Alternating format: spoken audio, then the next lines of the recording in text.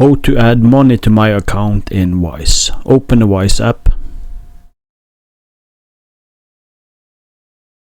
And then you want to choose the currency you want to add the money in. So let's just choose euros. And then you want to tap continue.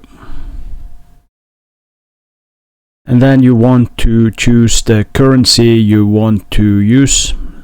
So for now, let's just use Norwegian krone and then continue.